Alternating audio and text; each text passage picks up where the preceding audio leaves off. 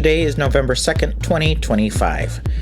It drives me crazy to hear the same tired arguments wheeled out every time we talk about social safety nets. You hear it constantly, people claiming there are too many SNAP beneficiaries, that they're all lazy, and that they just need to get jobs to support themselves. It's a simplistic view that ignores the reality of who actually relies on this crucial program. The most vulnerable group, the one that loses the most when SNAP benefits are frozen, are the children, the elderly, and the disabled. These are the people who rely most heavily on the program for their daily nutrition. Get these numbers. Nearly 80% of all SNAP households include at least one of these individuals, highlighting the program's role as a fundamental safety net for those who are least able to support themselves. Think about the sheer numbers of participants in these vulnerable categories.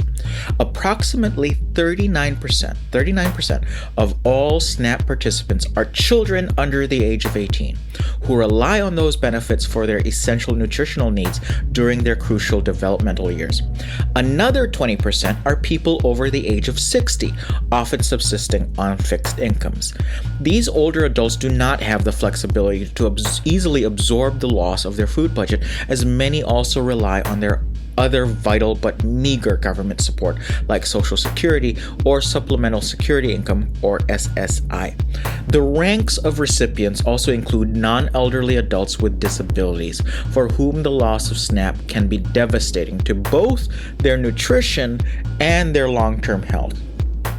For all these groups, SNAP is not an extra resource.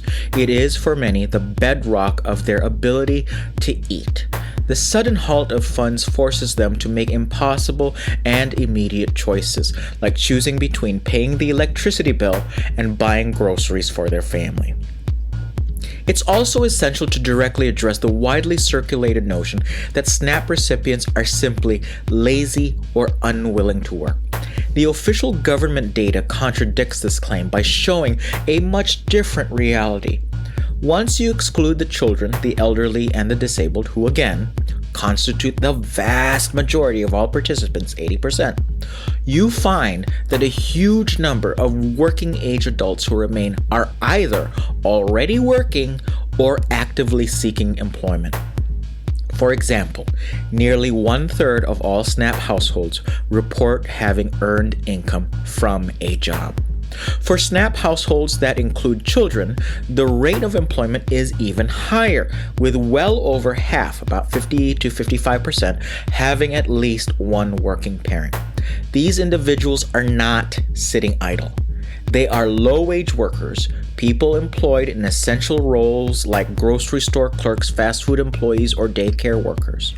Their full-time or nearly full-time paychecks are simply not enough to cover the rising costs of housing, transportation, and still afford to put food on the table for their families. Their wages are not going up like the prices of things are.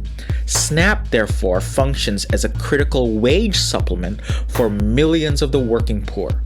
Losing these essential benefits does not incentivize them to work harder. Rather, it rapidly pushes their working families straight into a food crisis.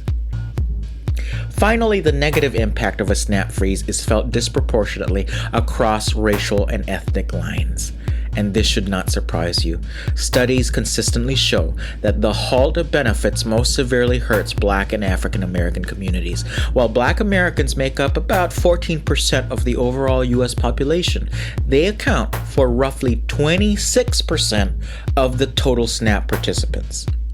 This significant overrepresentation means that the immediate pain and economic disruption caused by a SNAP freeze is felt more acutely and broadly within these communities than in others.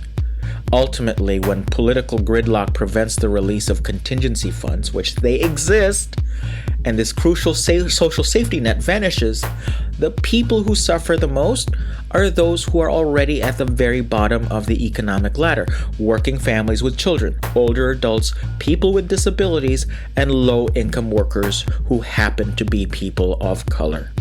They are the ones who are forced to bear the immediate, severe consequences of a government funding lapse.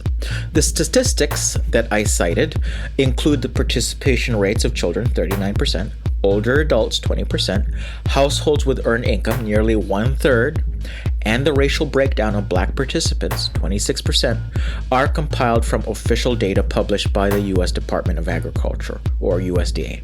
Specifically, these numbers come from annual reports produced by the USDA Food and Nutrition Service, FNS, and Economic Research Service, ERS, detailing the characteristics of SNAP households, as well as analyses from nonpartisan organizations like the Center on Budget and Policy Priorities, which is also called CBPP, and the Government Accountability Office, or GAO.